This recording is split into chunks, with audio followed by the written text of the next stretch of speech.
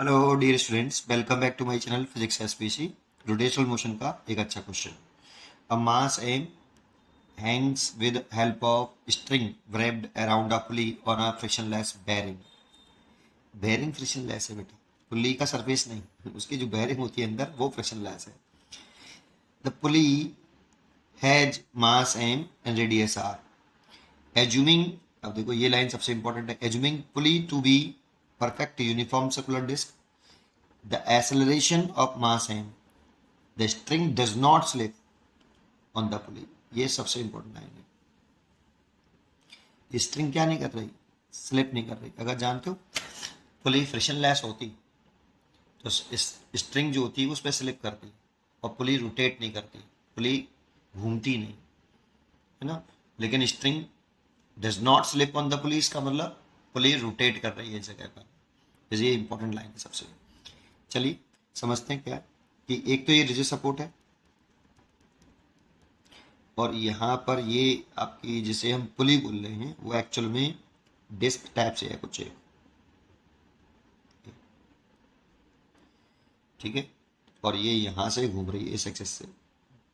ये रेडियस इसकी कितनी है, क्वेश्चन में गिवन है। Mass M with help of string वेब, रेडियस है इतना कैपिटल आर, ठीक है।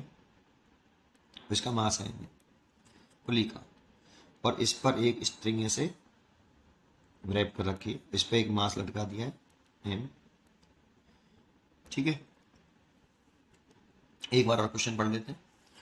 एक मास एम है, hang with the help of string wrapped around a pulley on frictionless bearing. Bearing frictionless बेटा, यहाँ पे कोई फ्रिक्शन नहीं है, ठीक है। The pulley has mass M and radius R, pulley mass M है, रेडियस आर है। Assuming pulley to be perfect uniform circular disc, तो ये सर्कुलर डिस्क है, ठीक है।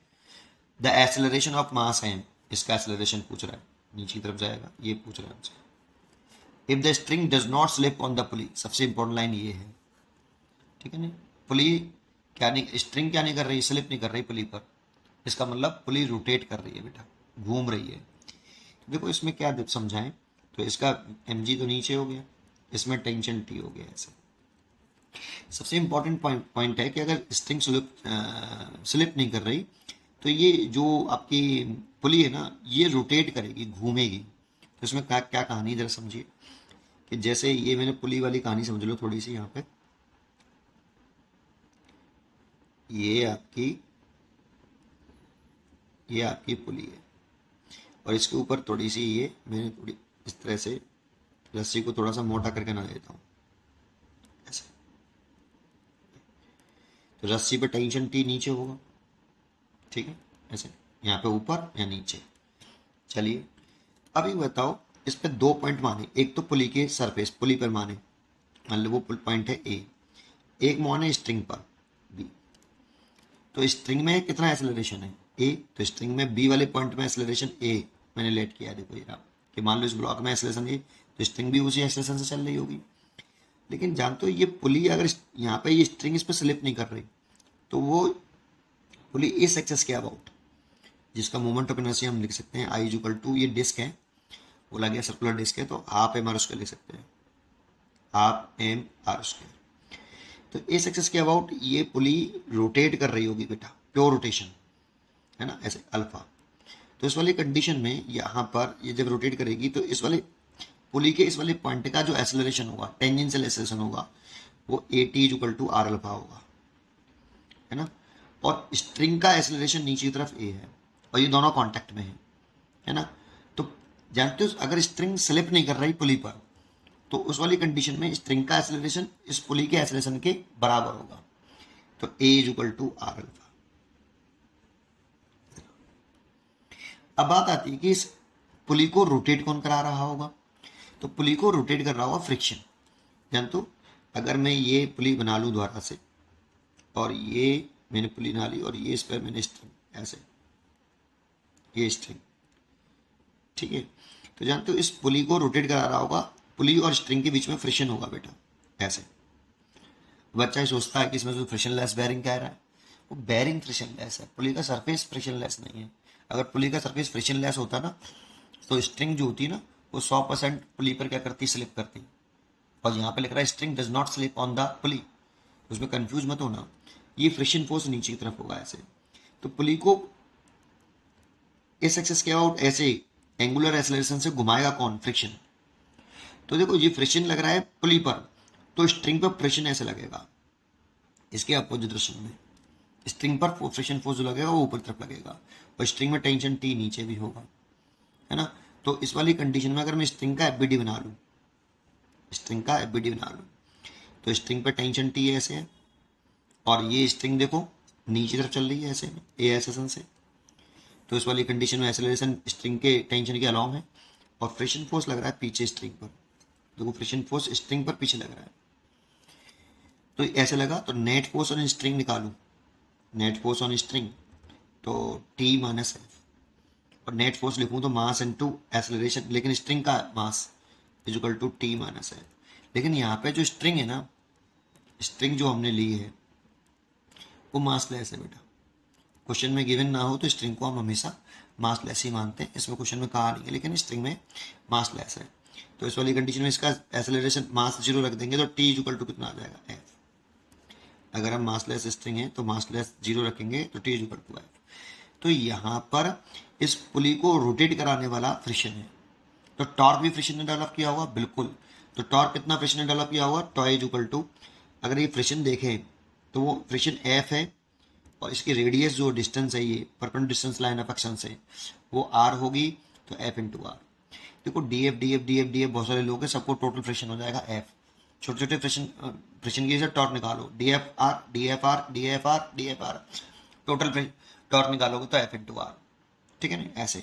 तो tau is equal to F into R, और यहाँ पर एफ जो है टेंशन के बराबर है, इसलिए टॉय इज इक्वल टू हम टी इंटू आर ले सकते हैं।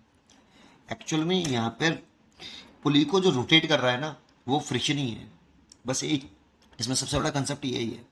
अगर ये समझ लिया तो कुछ नहीं उस क्वेश्चन में। अब नॉर्मली आप कर दो, तो एक क्वेश्चन तो हमारी ये बनी बेटा, पहली बात तो ये क्वेश्चन तो हमारी है, दूसरी क्वेश्चन ये है हमारी, ठीक है। तो आप इसको समझ लीजिए। देखो यहाँ आप इस ब्लॉक के लिए बना लो एक equation, net force mass into M G minus के टी इज इक्वल टू, इसकी जगह ले सकते हैं mass into acceleration M G minus के टी। एक इक्वेशन तो ये हो गई।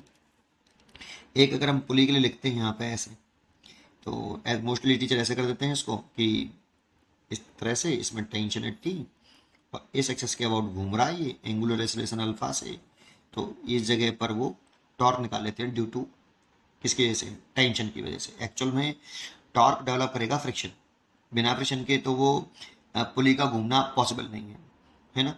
तो इस वाली कंडीशन में आपका टॉर्क निकाल लो टी की वजह से, तो टॉय इज इक्वल टू लिख देते हैं लाइन ऑफ एक्शन ऑफ, ऐसे लगा रहे हैं formula, tau is equal to R perpendicular into F.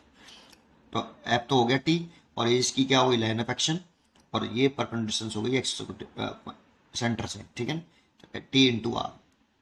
इसलिए टॉर्क लिख देते हैं टीचर लोग tau is equal to T R. Actual में कहानी ये वाली है, ठीक। चलिए कोई बात नहीं, टॉय इज इक्वल टू लिख सकते हैं हम कितना? आई अल्फा, और आई हमेशा उस एक्सेस के अबाउट लिखते हैं जिस एक्सेस के अबाउट टॉर्क लिखते हैं। ध्यान रखना, टॉर्क जिस पॉइंट के अबाउट टॉर्क निकाला है उसी पॉइंट के अबाउट मोमेंट ऑफ इनर्शिया निकालना, हमेशा इस फॉर्मूले में नहीं, इस क्वेश्चन में नहीं, पूरे इस फॉर्मूले का ही कंसेप्ट यही है, ठीक है। तो टॉय इज इक्वल टू आप आई अल्फा लिख लो is equal to T into R, और अल्फा की वैल्यू देखो आप यहाँ से निकाल लो, alpha is equal to A upon R. मेरे को लीनियर एक्सेलरेशन निकालना है, तो अल्फा की वैल्यू आप यहाँ पुट कर दो, और आई की वैल्यू डिस्क है तो moment of inertia half M R square होगा, तो इसकी जगह पे हाफ एम आर स्क्वायर लिख दो, है ना। और अल्फा की जगह पर आप पुट कर सकते हो A into R is equal to T into R. Actual में आपको यही करना है, ये इधर का, ये तो समझने के लिए है, और ए वाला पॉइंट ध्यान रखना है, ठीक है। ये कैसे आया? चलिए अब क्या करें, एक आर से ए आर कैंसिल, और इस आर से भी ए आर कैंसिल। तो यहाँ से अगर मैं चेक कर दूँ, टी इज इक्वल टू आया 1/2 एम ए, और ये वाली वैल्यू अगर हम किस में पुट कर दें? पहली इक्वेशन में, तो एक्सेलरेशन निकाल पाएंगे हम। तो पहली इक्वेशन में पुट कर दें, फर्स्ट इक्वेशन में M A equal to M G minus के टी, तो M A is equal to M G minus T की वैल्यू है हाफ एम ए, इसको धर ले आए, तो इन दोनों को ऐड करेंगे तो M A plus half M A is equal to M G, तो ये 3/2 M A is equal to M G, M से N cancel, then A is equal to 2g/3। ये देखो ये आंसर आया 2g/3। उम्मीद करता हूँ कि आपको ये जरूर समझ में आया होगा और इसका आंसर है डी। ठीक है, पढ़ते रहिए और खुश रहिए। Thank you.